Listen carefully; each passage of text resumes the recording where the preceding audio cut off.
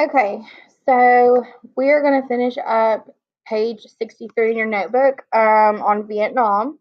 So Vietnam is very similar to Korea in the fact as to why we went there. Again, that containment, the Truman Doctrine, all that's still going on.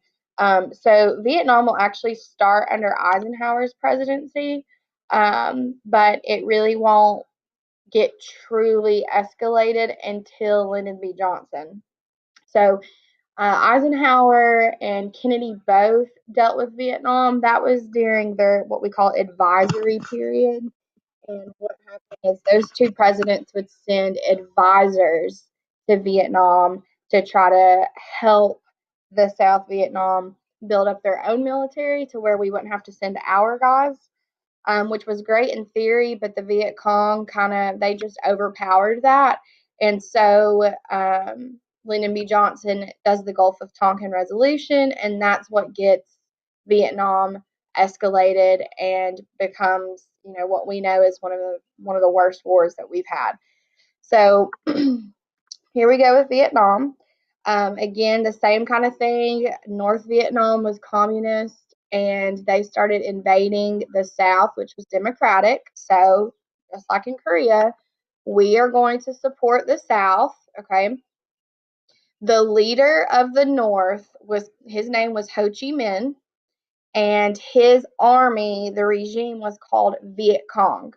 Okay, so Viet Cong, Ho Chi Minh, these are bad people. These are the ones who were the communists. Okay, as you already know, Vietnam experienced probably some of the worst guerrilla warfare that we've ever seen. So if you know a Vietnam veteran, definitely talk to them if they're willing, because a lot of guys still have a lot of PTSD from this war. Just kind of talk to them and see if they're willing to tell you, because the guerrilla warfare was extremely brutal, and I'll show you some things that the Viet Cong used on our guys. So first things first is Asia, Southeast Asia, like the islands that we were talking about in World War II.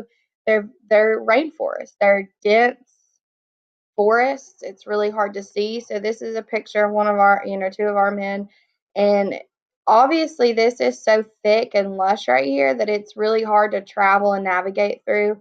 In the Viet Cong, again, they have home field advantage. They're going to be able to use, and they know the land. They're going to be able to navigate through this a lot easier than we are.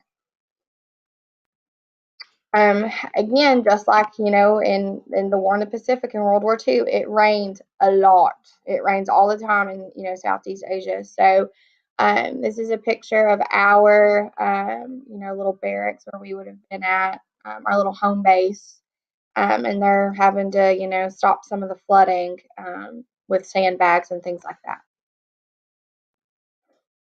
This is a tank that was used by the Viet Cong. It's still there today. There's places in Vietnam that you can go, and you can see some of the remnants of the war. Now, obviously, this doesn't still work, but it's just there, as memorabilia. Okay, this is probably, I know y'all are probably laughing right now, but this is probably one of the most iconic things that the Viet Cong used, and this is why it was so difficult for us to destroy the Viet Cong. Um, they're going to be able to set up a underground tunnel system, and that is how they're going to be able to get from point A to point B without us ever even hearing or seeing them. Everybody's always like, well, I don't understand why we failed. I don't understand why we failed in Vietnam.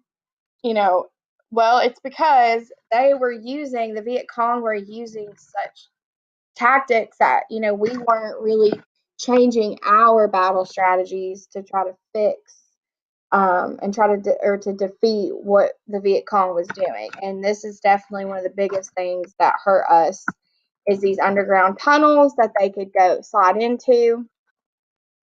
This is what it would have looked like. You've got a person right here who's crawling.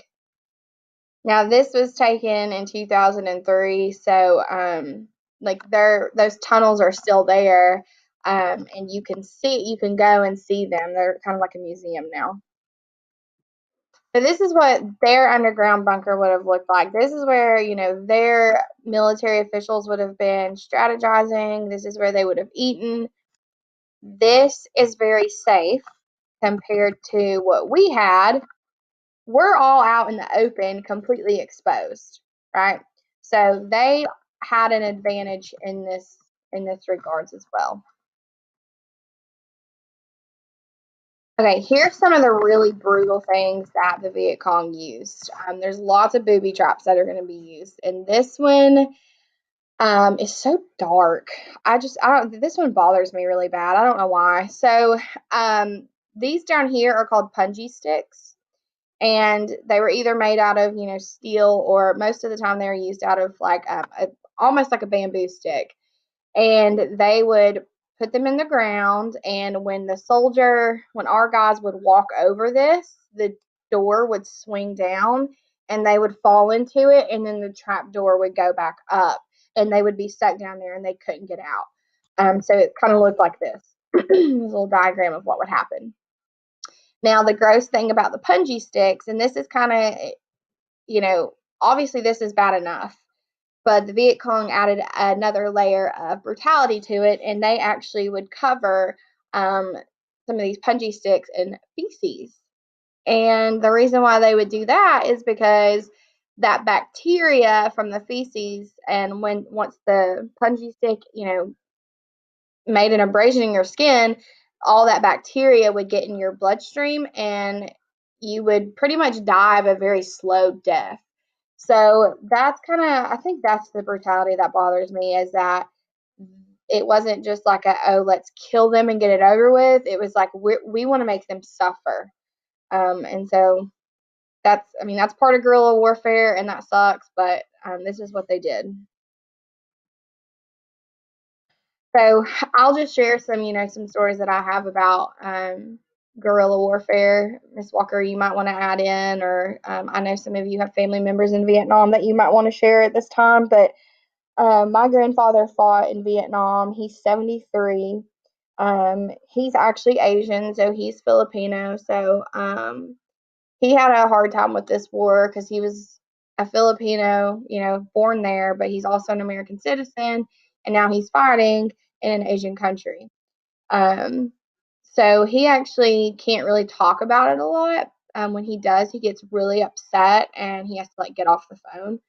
But he has a hard time on the 4th of July with the fireworks. My uncle told me that one time they were at a restaurant and somebody, one of the bus boys, dropped their the silverware thing, and the crash and the sound of it, he just couldn't handle it, and he just started getting really upset, and they had to leave. Because one instance he told us, there was a little girl. This is again the brutalities of the Viet Cong. There was a little girl who walked up to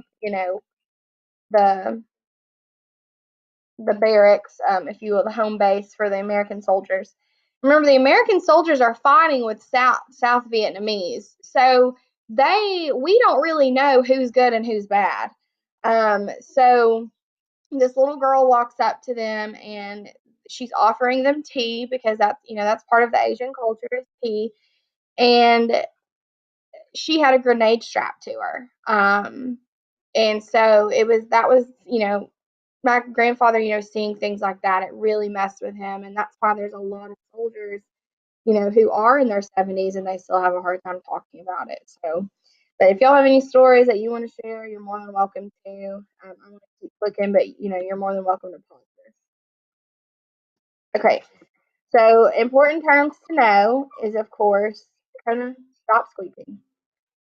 Sorry. Terms to know is the Gulf of Tonkin Resolution. Remember, this is what caused President Johnson to escalate the war. You have to know Gulf of Tonkin Resolution. You have to know it. You have to know this. This is what causes Vietnam to get so bad. And then the Tet Offensive, we're going to talk about that later, but that was a surprise attack, and that's pretty much what pulled us out of the war. So, but I'll talk about that later. And then after